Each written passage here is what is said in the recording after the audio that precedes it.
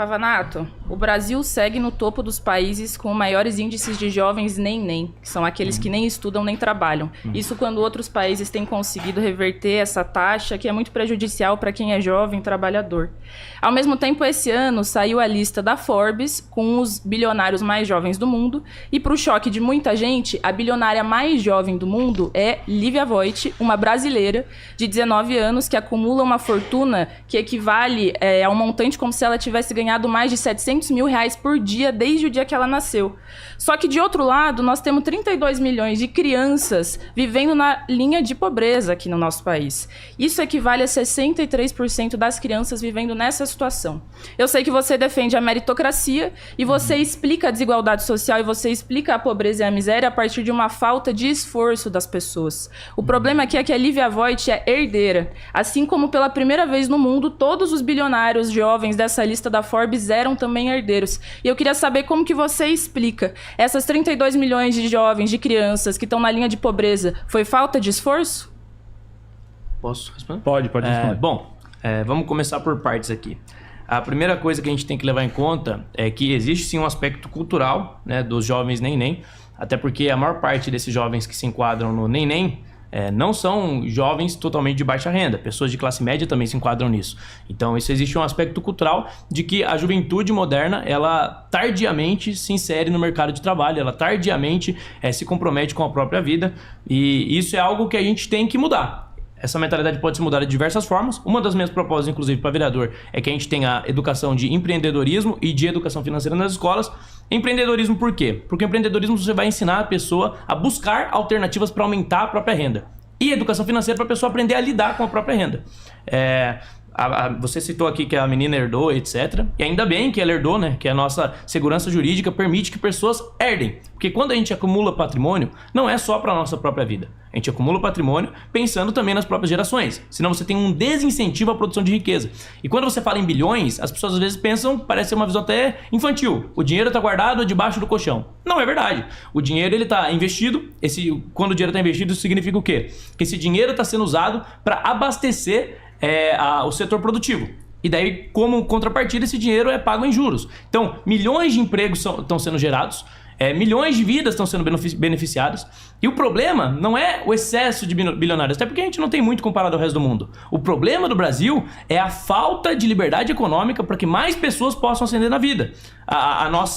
O nosso índice de mudança social, as pessoas que mudam de patamar de vida, ele é muito baixo comparado ao redor do mundo. Países que têm o maior índice de liberdade econômica, eles tendem a ter menos pobreza e menos essa situação que você acabou de citar aqui. Por exemplo, vou citar aqui a Suíça. A Suíça é o segundo país no ranking de liberdade econômica.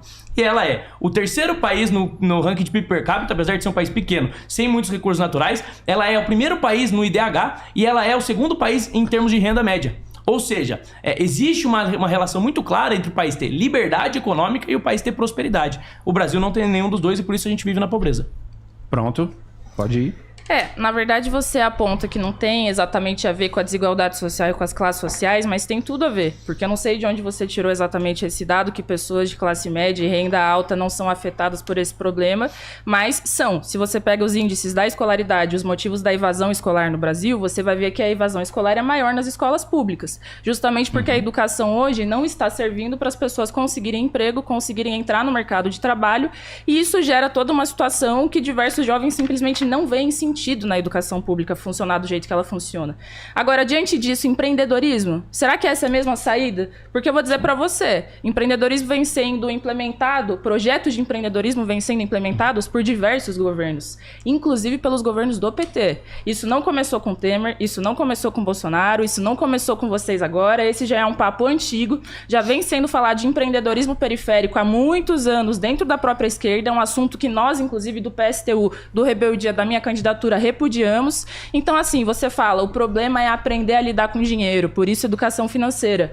Eu quero saber com que dinheiro que as pessoas vão aprender a lidar. Porque se vive no Brasil com um salário de miséria. Se vive no Brasil com R$1.400 e para quem trampa na escala 6x1, e eu sei que vários dos seus seguidores e vários que estão assistindo aqui essa live agora trampam na escala 6x1 também, a gente sabe que viver com uma renda dessa não dá para você pagar o seu aluguel, pagar comida, ter saúde, ter lazer, pagar educação, que dirá cuidar de uma família. Então você que fala tanto de família, acho até engraçado que traga que o problema é de lidar com o dinheiro quando falta o dinheiro. Falta o dinheiro para as famílias trabalhadoras. E é isso que nós queremos resolver. Tirar o dinheiro dos bilionários para dar para a classe trabalhadora. Não é justo que em São Paulo tenham 37 bilionários e 12 milhões de pessoas e que esses 37 acumulem toda a riqueza. Porque você não respondeu minha pergunta. Os 32 milhões de crianças não fizeram nada, não se esforçaram, é todo mundo burro, ignorante.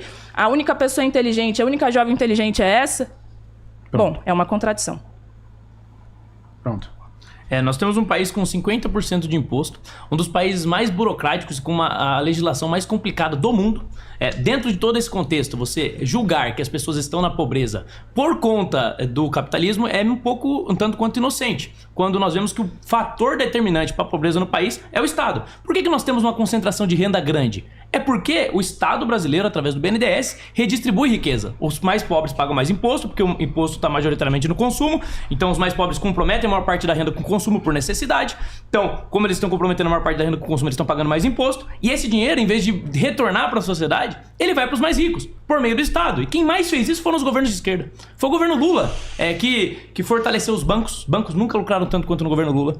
E além disso, além desses problemas, você diz aqui, o jovem tem que ser inserido no mercado de trabalho. Mas você é contra o mercado, você quer acabar com o mercado. O Trotsky que você defende, porque o PSTU é um partido trotskista, ele era um cara que defendia, pra vocês saberem aí o que ela defende de fato, ele defendia que as pessoas trabalhassem em regime de militarismo. Ou seja, é quase uma escravidão. Você teria que trabalhar pro Estado, não teria um salário, não seria dessa forma que funcionaria a sociedade, porque não teria essa questão de propriedade individual, e as pessoas trabalhariam como militares pro Estado. Então ela defende aqui um regime de escravidão. Ela condena o capitalismo, que é um regime de liberdade, e ela defende um regime de escravidão. Eu não. Eu defendo a sua liberdade.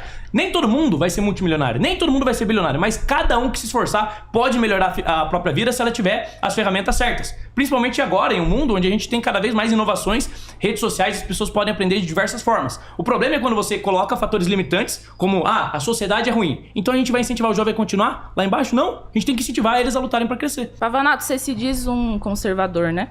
Uhum.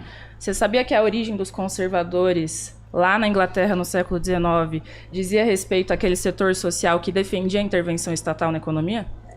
Eu acho engraçado porque os conservadores são aqueles que dizem que querem defender a tradição, que querem perpetuar as ideias. O problema é que vocês não defendem nem a origem social que vocês mesmos tiveram intervindo no Estado, lá com a lei dos cereais e tal.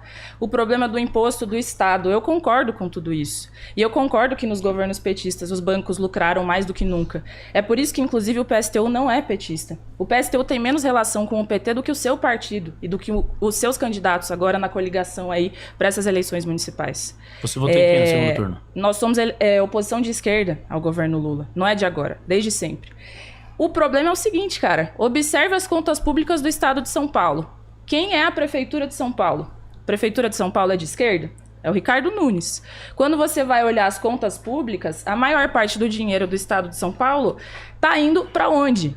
Para isenções fiscais. Eu vou trazer um dado aí para vocês, gente. Toda vez que a direita falar que não tem de onde tirar dinheiro, que isso aí é balela, etc., vocês lembrem do seguinte. A Prefeitura de São Paulo está deixando de cobrar 216 milhões de reais da Bolsa de Valores, de imposto sobre serviço. A Prefeitura de São Paulo está deixando de cobrar 444 milhões da saúde privada. A Prefeitura de São Paulo está deixando de cobrar 283 milhões das universidades privadas. Então aqui o problema é, beleza, Dilma, PT favoreceram muito os banqueiros, os ricos do país, mas você também precisa lavar sua boca para falar alguma coisa diferente disso. E quer falar de escravidão, meu amigo? Trotskismo? Acho que faltou umas aulas de história aí para você, cara, porque os trotskistas são aqueles que lutaram contra a burocratização e a militarização na União Soviética. Quem fez isso foram os stalinistas. Então aqui, quem defende militarização e regime de exército é você. Esse é um dos temas do nosso debate aqui hoje, com as escolas militarizadas. Ou não. É você que defende. Nós aqui que somos a favor da liberdade de expressão e da liberdade da classe trabalhadora. Pavanato, pode fazer perguntas dentro do tema capitalismo. Tá bom. Não, o primeiro ponto aqui é que ela disse que é contra o Lula, mas no segundo turno você votou em quem? Essa é a sua pergunta? É essa e eu vou complementar, depois você responde. Quero saber quem ela votou no segundo turno, se foi no Lula, porque se ela é contra o Lula, ela votou no Lula no segundo turno, é uma contradição. O segundo ponto aqui que eu quero colocar é que depois da Revolução Industrial, você teve um aumento, isso é fato notório, da renda de toda a população global e você teve uma redução da mortalidade, você teve um aumento da expectativa de vida.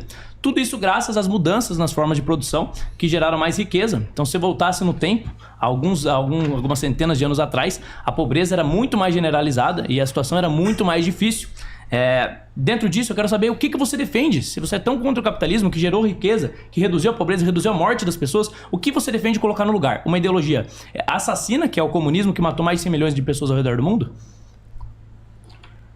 Eu defendo o comunismo, mas eu não defendo o que foram os regimes ditatoriais que, em nome do comunismo, fizeram atrocidades. Por isso que eu disse, reforço, nós não defendemos o stalinismo, nós não defendemos o que foi a degeneração da União Soviética, dos estados do leste europeu. Agora, nós queremos que a classe trabalhadora possa ter acesso às riquezas que ela mesma produziu. E é isso que a direita não fala, inclusive, porque quando vocês fazem piadas, socialista de iPhone, como se fosse um problema as pessoas se apropriarem da riqueza que é produzida pela classe trabalhadora. Porque quem produziu o iPhone, os celulares, os carros, os prédios, a minha camiseta, a sua, seu relógio, essa caneta que você está usando, não foi o bilionário, foi a classe trabalhadora. E tudo que nós defendemos é que a gente possa ter acesso a isso. Afinal, foi a gente que fez girar a engrenagem que levou à produção disso. Agora, sobre o voto, eu acho que esse é um tema para a gente debater aí no tópico das eleições de 2024, mas vou te falar, nas eleições votei PSTU. Nessas eleições vou votar PSTU. Segundo turno, Altino Prazeres para candidato à Prefeitura de São Paulo com a vice Silvana. Nas eleições presidenciais votei Vera Lúcia. PSTU com orgulho, independência de classe. Segundo turno votei contra o Bolsonaro. Votou no Lula. Agora você lava sua boca. Pavanato, sabe o que é engraçado?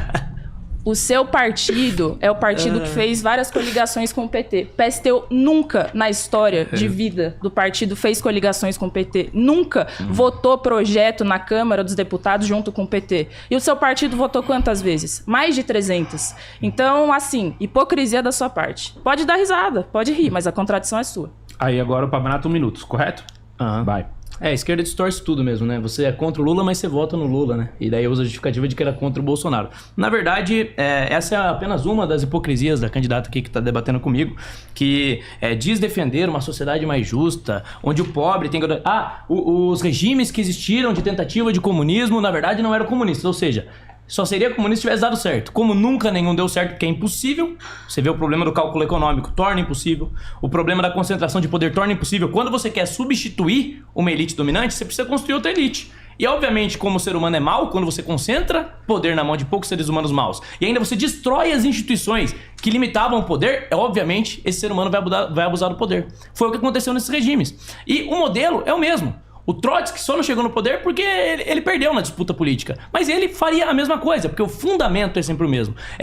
A utopia é a abolição de um dos direitos mais fundamentais do mundo, que é a propriedade privada, e é a relativização da vida em prol de objetivos revolucionários. Na prática, como ela é trotskista e é comunista, se ela precisar defender a morte da oposição, ela vai defender. Conclua. E ela não deixa isso aqui claro pra vocês. A ideologia que ela defende é uma ideologia genocida. Mais de 100 milhões de mortos ao redor do mundo. Bom, quer falar de genocídio? Bolsonaro tá no seu partido, né? O maior genocídio recente aí da história do Brasil ocorreu durante o governo do Bolsonaro na pandemia. Ele foi condenado por isso? Vamos falar de um outro genocídio que tá acontecendo nesse momento, que é a guerra contra a Palestina? Qual que é o posicionamento do seu partido e do Bolsonaro mesmo? Em relação aos mortos e às crianças e mulheres, você se diz tão defensor de crianças e mulheres, as crianças e mulheres que estão morrendo lá na faixa de Gaza, no Líbano, em diversos países que estão sendo atacados pelo Estado de Israel. Então não venha falar, jogar pra mim essa pecha de que nós somos os genocidas, cara. Tem contradições genéticas aí no seu posicionamento político. Genéticas? Se você assistiu até aqui é porque você tá do lado certo dessa história. Então você vai clicar no like e se inscrever pra não perder nada do Redcast aqui no YouTube.